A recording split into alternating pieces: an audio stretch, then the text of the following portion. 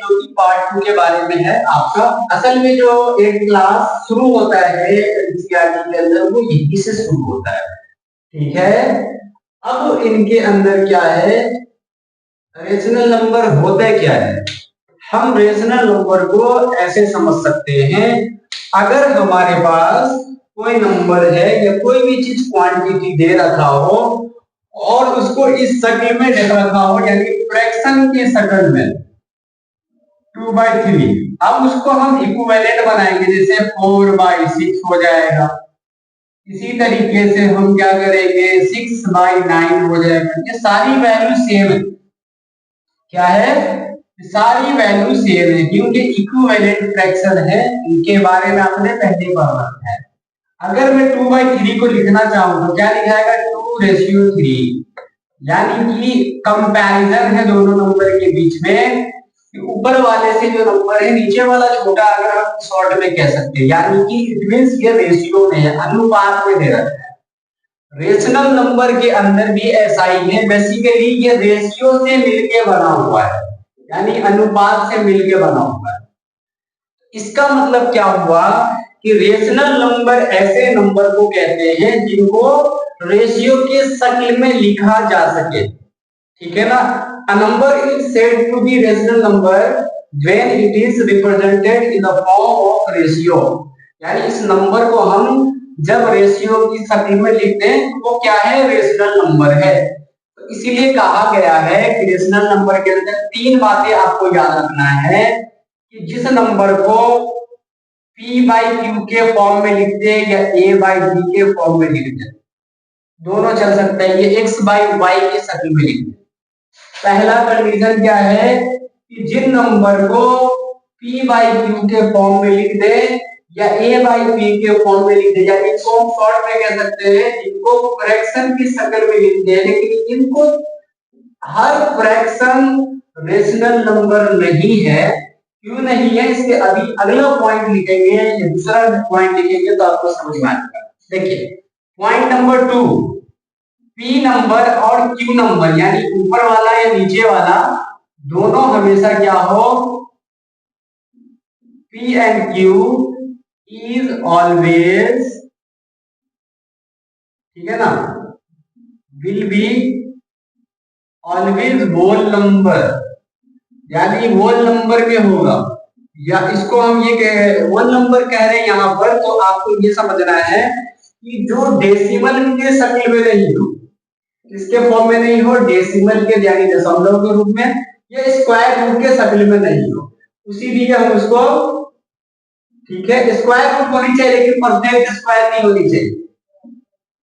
अगर perfect square तो चल जाएगा, यानी कि डेसिमल के शक्ल में नहीं हो और स्क्वायर रूट के शक्ल में नहीं हो, ठीक है, उसी को हम रेशनल नंबर कहते हैं। और तीसरा शर्त, मोस्ट इंपोर्टेंट शर्त, यानी नीचे वाला, यानी कि डिनोमिनेटर जिसको q कहते हैं, वो 0 के इक्वल नहीं हो। रेशियो में हम याद रखिएगा, फ्रैक्शन में हम लिख लेते हैं जैसे 2/0, ये फ्रैक्शन है but it is not rational number, because क्योंकि ये रेशियो के शक्ल में नहीं लिखा जा रहा। 3 कंडीशन है रेशनल नंबर के, यानी कि प्रिमेय संख्या के। पहला कंडीशन क्या है कि p/q के फॉर्म में लिख सके, यानी फ्रैक्शन के शक्ल में कह दो या रेशियो के शक्ल में कह दो, लिख सकते हैं।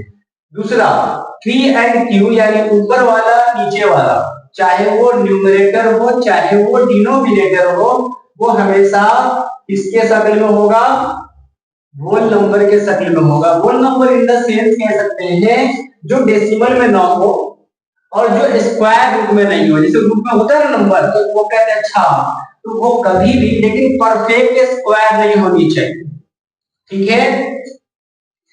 अब तीसरी बात, जो q 0 के बराबर नहीं हो तो हम कह सकते हैं कि ये रेशनल नंबर है, अदरवाइज हम नहीं कह सकते हैं कि ये रेशनल नंबर है। फॉर एग्जांपल, अब जैसे मैंने लिखा 2/3 इज अ रेशनल नंबर, ये क्या है, ये रेशनल नंबर है, अच्छे से समझिए। माइनस का 2/5 ये भी रेशनल नंबर है, निगेटिव हो पॉजिटिव हो सब चलेगा, यानी प्रिमेय संख्या है। 0/5 ये भी रेशनल नंबर है।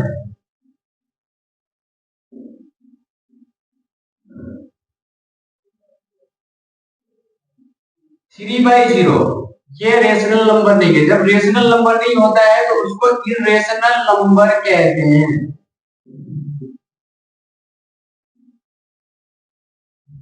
क्या है ये? इरेशनल नंबर है। अच्छा, ये बात हो गई क्लियर। यानी कि रेशनल नंबर इस तरीके से हम लिख सकते हैं, चाहे वो 2/3 हो, चाहे माइनस का 2/5 हो, या 0/5। ये सारे के सारे रेशनल नंबर के शक्ल में है। ये तो समझ में आ गया होगा आप लोगों को कि ये रेशनल नंबर है। रेशनल नंबर ऐसे नंबर को कहते हैं जो इस फॉर्म में हो, जो कि आपको मैंने बता दिया। अच्छा, आगे देखिए, ये तो समझ में आ गया रेशनल नंबर है। आगे है, इस रेशनल नंबर से कुछ प्रॉपर्टीज बनी है जिसे हम ऑपरेशंस कहते हैं। जैसे बचपन में सिखाया होगा टीचरों ने आपको, जब भी हम नंबर काउंटिंग करना आ जाता है 1 से लेकर 100 तक, तो फिर उसको हम रिपीटेड यानी अपोजिट नंबर यानी उल्टा गिनती सीखते हैं। बट वो आ जाता है तो फिर टीचर आपको सिखाते होंगे कि टेबल याद करके आओ या जोड़ घटाओ सिखाते होंगे। तो बेसिकली किसी भी चीज का जो ऑपरेशन होते हैं वो 4 होते हैं। कौन कौन से हैं? Addition, subtraction, multiplication, division. ये सारी चीजें हम उसके अंदर करते हैं। तो अगर हमारे पास तो जोड़ घटाव करने की वजह से इनकी कुछ प्रॉपर्टीज बनी है। क्या बनी है? इनकी कुछ प्रॉपर्टीज बनी है रेशनल नंबर से रिलेटेड। या कभी कभी आपको पूछ लेगा कि फाइंड कीजिए 5 rational number between 2 number, 2 number दे रखा हो, उनके बीच में 5 या 4 कोई भी नंबर दिया रहेगा कि कितने रेशनल नंबर फाइंड कीजिए। ठीक है, उसके बाद आता है इनकी प्रॉपर्टीज है। कुछ प्रॉपर्टीज है, छठी क्लास में पढ़ा होगा इनकी प्रॉपर्टीज। क्या क्या है प्रॉपर्टीज? पहली प्रॉपर्टीज कम्यूटेटिव प्रॉपर्टीज।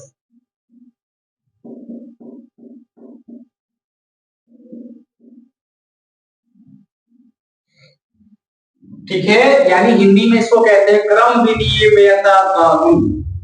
क्या होता है? क्रम विनिमयता का गुण होता है। इसके अंदर कम्यूटेटिव में क्या होता है बच्चों, ध्यान से सुनना। 2 नंबर है, अब 2 नंबर को जोड़ दीजिए। a प्लस बी हमेशा बराबर होगा b प्लस a के।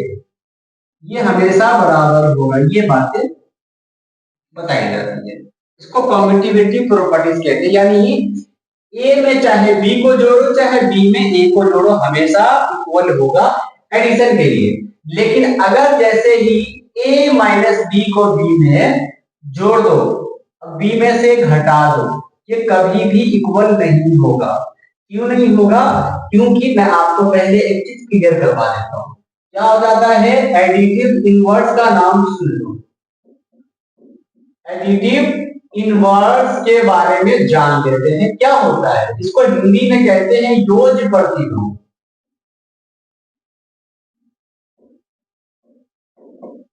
एडिटिव का मतलब होता है जोड़ना। एडिटिव जो आया है जोड़ने से आया है। और इनवर्स का मतलब होता है उसका उल्टा, यानी इनवर्स कर दो, उसको उल्टा कर दो। मान लीजिए एक नंबर है हमारे पास 2/5। 2/5 एक नंबर है। अब किसी ने क्या किया कि इसका एडिटिव इनवर्स कीजिए, तो माइनस का 2/5। अब ये माइनस का 2/5 ही क्यों हुआ है? इनवर्स, यानी कि इसके अंदर क्या किया जाए कि 0 हो जाए। तो जो नंबर है उसी नंबर से घटा दीजिए, 0 हो जाएगा, जाहिर सी बात है। बस साइन चेंज कर दीजिए। तो इसीलिए कहा गया है कि a प्लस बी में हम जोड़ेंगे, a प्लस बी में जब हम जोड़ेंगे b प्लस a, अगर इक्वल होगा तो दूसरा कंडीशन में अपने आप इक्वल नहीं होगा, बिकॉज ऑफ एडिटिव इनवर्स की वजह से नहीं होगा। अगर हम जोड़ रहे हैं तो बराबर हो रहा है, लेकिन घटा रहे हैं तो बराबर नहीं हो रहा है। इसीलिए इसको हम क्या कहते हैं? एडिटिव इनवर्स कहते हैं। आगे देखिए अगला कंडीशन इसी का कम्यूटेटिव का, a का गुना कीजिए b में, ये हमेशा बराबर होगा b गुना a। ठीक है, लेकिन a में डिवाइड कीजिए b को, ये कभी भी बराबर नहीं होगा b को डिवाइड कीजिए a से। कभी भी नहीं होगा बराबर। यानी इसका मतलब क्या हुआ, अब ये मल्टीप्लाई है इसीलिए इसको मल्टीप्लीकेटिव इनवर्स कहा जाता है, मल्टीप्लीकेटिव इनवर्स कहा जाता है। यानी अगर हमारे पास किसी ने दिया है 2/5, इसका मल्टीप्लीकेटिव इनवर्स क्या होगा, इसका रेसिप्रोकल निकालिए, इसको रेसिप्रोकल भी कहा जाता है। ठीक है, रेसिप्रोकल यानी कि उल्टा कर दीजिए 5/2। यानी कि अगर हमारे पास कोई नंबर है उसको क्या करने पर 1 आ जाए, तो जाहिर सी बात है 2/5 है, इसको मल्टीप्लाई कर दीजिए इसके रेसिप्रोकल से, क्या हो जाएगा 2 से 2 कट गया, 5 से 5 कट गया, 1 1 बचा तो 1 से 1 मल्टीप्लाई करेंगे 1 आ जाएगा। ठीक है, इसको गुणात्मक प्रतिलोम कहा जाता है। ठीक है, या इसको हिंदी में व्युत्क्रम भी कहा जाता है। ठीक है, ये हम निकालते हैं यहाँ पर। यानी कि दो चीजें हमें यहाँ पर क्लियर हो गया, क्या क्लियर हो गया, एक तो कि a plus B commutativity properties के अंदर कि a प्लस बी बराबर होता है b प्लस a के, और a माइनस बी बराबर नहीं होता है b माइनस a के। तो ये तो एडिटिव इनवर्स के अंदर आ गई, यूज प्रतिलोम के अंदर। लेकिन हम जैसे इसके अंदर आते हैं a मल्टीप्लाई b बराबर होगा b मल्टीप्लाई y, बट इसकी इन केस इसी का रेसिप्रोकल कह दो, जब हम इसको उल्टा कर देते हैं तो इस केस में क्या होगा, बराबर नहीं होता है, इसीलिए इसको रेसिप्रोकल भी कहा गया है। ठीक है, ये हमारे पास आ गया है कॉम्यूटेटिव के बारे में। अगला आता है law of associative, associative property आता है।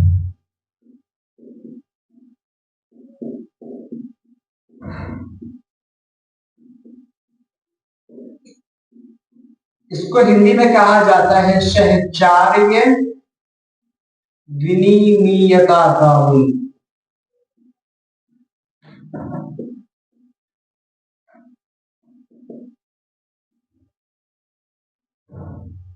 ये प्रॉपर्टी इसके अंदर क्या है, एसोसिएटिव के अंदर एसोसिएट करते हैं, यानी कि इनके अंदर 3 अलग अलग नंबर होंगे, वो नंबर क्या होगा, 3 नंबर, यानी एक ए होगा बी होगा। तो अगर हम ए बी प्लस सी को एक जगह जोड़ दें और इधर आ जाए ए प्लस बी को एक जगह और सी को साइड कर देंगे, अलग कर देंगे, एसोसिएट हो रहा है। ठीक है, तो इस केस में बराबर होगा। लेकिन हम जैसे ही आ जाए इसके बारे में सबट्रैक्ट के बारे में, तो सबट्रैक्ट में क्या है, ये इनवर्स है, इनवर्स, इसीलिए इस कंडीशन में वो लॉक हो जाएगा।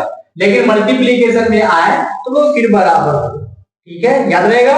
लेकिन डिवाइड में आएंगे तो फिर वो बराबर नहीं होगा, क्योंकि वो कहा आ जाता है, ये कंडीशन आ जाता है इसके अंदर। तो ये तरीका है इसके अंदर ये निकालने का, कि आपको अगर पेपर में पूछ ले कि एडिटिव इनवर्स निकालिए या मल्टीप्लिकेटिव इनवर्स निकालिए।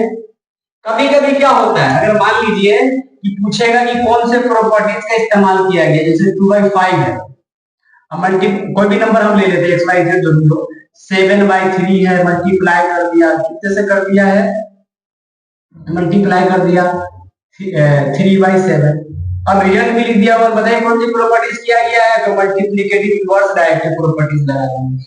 कभी कभी कंडीशन क्या, बचपन वाला सवाल दे दिया, जीरो प्रॉपर्टीज, यानी कि किसी भी नंबर में हम जब जीरो को जोड़ते हैं तो वो नंबर अनचेंज रहता है, सेम रहता है, वैसा ही नंबर होता है। लेकिन जैसे ही जीरो से मल्टीप्लाई करते हैं वो सारी की सारी डिजिट क्या हो जाती है, जीरो हो जाती है। ये कंडीशन है इसके अंदर, ये इनकी कुछ खासियत है, इनकी प्रॉपर्टीज है इनके अंदर। रेशनल नंबर को हम नंबर लाइन पर भी दिखा सकते हैं, जैसे हम एक इंटीजर को दिखाते हैं नंबर लाइन पर, समझ में आ गई बात, जिस तरीके से, इसी तरीके से हम इनको भी, रेशनल नंबर को भी नंबर लाइन पर रिप्रेजेंट करते हैं। कंडीशन आपको याद रखना है फ्रैक्शन के बारे में, कि हमेशा नंबर लाइन को जो हम रिप्रेजेंट करते हैं, पॉजिटिव नंबर को इस साइड और नेगेटिव नंबर को उस साइड, और कैसे इस साइड उस साइड हम करेंगे तो हमेशा इंक्रीजिंग ऑर्डर में या डिक्रीजिंग ऑर्डर में ही हम करते हैं। बेसिकली इंक्रीजिंग ऑर्डर में ही होता है। तो बेसिकली अगर 0 है यहाँ पर हमने लिखा, तो यहाँ से शुरू करेंगे, जो पहले छोटा नंबर पहले, फिर उससे अगला बड़ा, फिर उससे अगला बड़ा, यहाँ पर से बड़ा नंबर पहले, फिर उससे छोटा, फिर उससे छोटा, ऐसे करके हम जाते हैं। सेम चीज इसके अंदर भी, बट यहाँ पर याद रखना आपको कि ये फ्रैक्शन की शक्ल में होगा, और फ्रैक्शन कौन सा बड़ा कौन है कौन छोटा है वो चीजें आपने पहले ही सीख रखा है, क्योंकि यहाँ पर हम रेशनल नंबर के बारे में हम यहाँ पर पढ़ रहे हैं। ठीक है, बस इतनी सी बातें थी रेशनल नंबर के बारे में, इतना सा है बस, इसके अंदर और कुछ नहीं है, प्रॉपर्टीज है। इनके क्वेश्चंस आते हैं थोड़े से बोर्ड मार्क्स से रिलेटेड क्वेश्चंस आते हैं। बोर्ड मार्क्स से रिलेटेड आपने बच्चों ने पढ़ रखा होगा बोर्ड मार्क्स के बारे में, और उनके क्वेश्चन सॉल्व करने होते हैं। बहुत सारे क्वेश्चन पूछे जाते हैं इनके अंदर, जामिया के अंदर स्पेशली। ये तो इनकी प्रॉपर्टीज है, इन्हीं प्रॉपर्टीज का इस्तेमाल करके आप क्वेश्चन को सॉल्व करेंगे इनके अंदर। तो मैं नेक्स्ट वीडियो में आपको 2-3 क्वेश्चन सॉल्व करके दिखाऊंगा, और सारी की सारी इसके अंदर यही प्रॉपर्टीज लगी रही होगी। और आप लोग बचपन में ही प्राइमरी क्लासेस में ही पढ़ा होगा बोर्ड मार्क्स के बारे में। ब्रैकेट का इस्तेमाल करते सबसे पहले, है ना, और ब्रैकेट में भी 3 टाइप की ब्रैकेट्स होती है, उनके अंदर इस्तेमाल करते हैं, ये तो हो गया। फिर उसके बाद हम किसका इस्तेमाल करते हैं, डिवाइड का इस्तेमाल करते हैं। डिवाइड से पहले ऑफ का इस्तेमाल करते हैं। ठीक है, जैसे अगर हम बोर्ड मार्क्स पढ़ते हैं, जैसे तो देखिए बोर्ड मार्क्स, ये तो ये है ब्रैकेट। सबसे पहले हम इसको हिंदी में कोष्ठक कहा जाता है, और उसके बाद ऑफ। ऑफ का मतलब है मल्टीप्लाई। ब्रैकेट के जस्ट बाहर जो नंबर होता है उसको पूरे ब्रैकेट के अंदर मल्टीप्लाई करते हैं, ये ऑफ आ जाता है।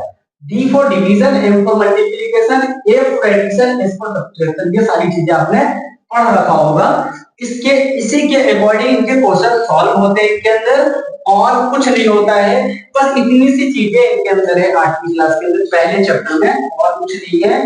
बस इनके क्वेश्चन सॉल्व करने पड़ेंगे, अलग अलग कंडीशन पर कहां पर कैसे है उसके बारे में हम कुछ क्वेश्चंस करवाएंगे, फिर आपका क्लियर हो जाएगा वहां से।